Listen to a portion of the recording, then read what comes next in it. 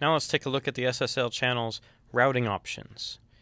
By routing options, I mean being able to put the EQ before or after the compressor and split the filters to be before the compressor, using the EQ as a sidechain to EQ the detector on the compressor and expander.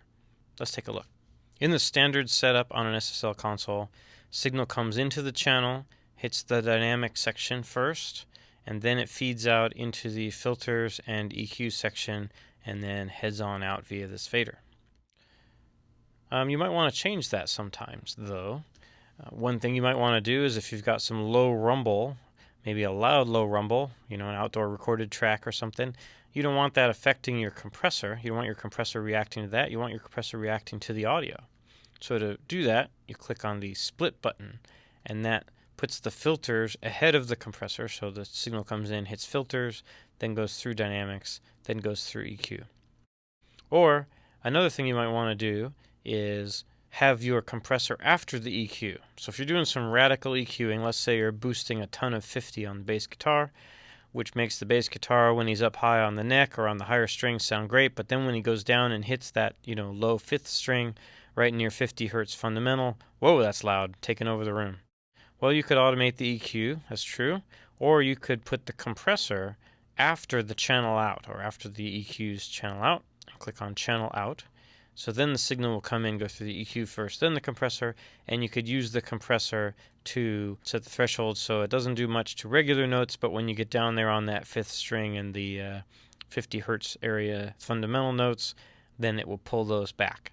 That also gives you the impression of having 50 hertz, lots of low end all the time, no matter where he is on the neck. Your bottom doesn't drop out when he's moving around, but then when he actually hits that low end, you can adjust this baby to get it just right. So that's what you might want to do. Third thing you might want to do is to have a side chain. That's what our button here, dynamics side chain. So it's EQ to dynamic side chain. What would you use that for? Well, if you want to compress something that's got like a lot of bass in it, let's say you've got a loop that's got a major kick in it. Every time the kick hits, it sucks all the volume out of the track and sucks the energy out of the kick because the compressor's reacting to that loud kick.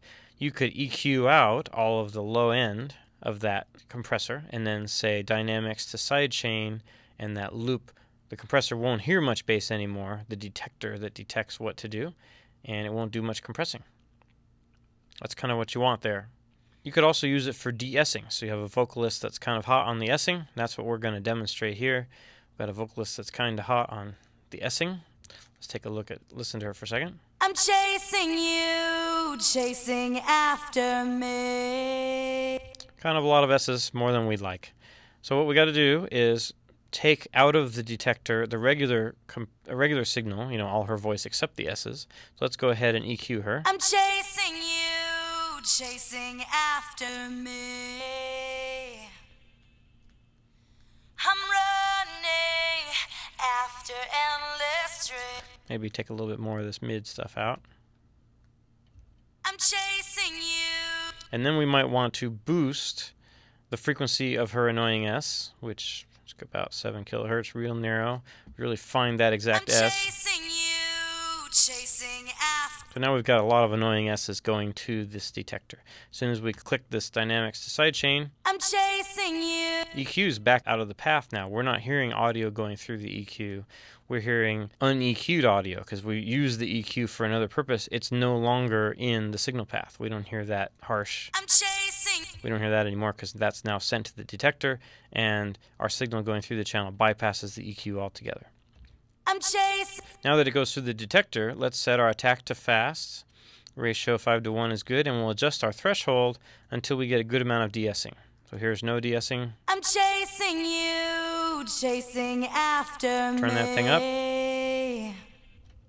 I'm chasing you, chasing after me. You can see we can definitely overdo it there. I'm chasing you, chasing after me. Well, that's how that works. We can use that EQ'd signal to not compress our voice, only compress the S's, which is really what de-essing is. One final thing, while we're in this mode of sending the EQ to the sidechain, splitting the filter is interesting. What happens to the filters? If we send them pre-compressor, which is what the split button does, that also takes them out of the EQ circuit that's sent to the sidechain, right? It splits them so they become part of the dynamics area in the SSL designer's mind. So that means we're going to hear this radical bass cut if we click on split while dynamic sidechain is engaged. Let's listen. I'm chasing you, chasing after me. These are now in the audio path. I'm running after endless dreams. Well, you could use it, it may be useful that way, but it's just good to know that you can split it.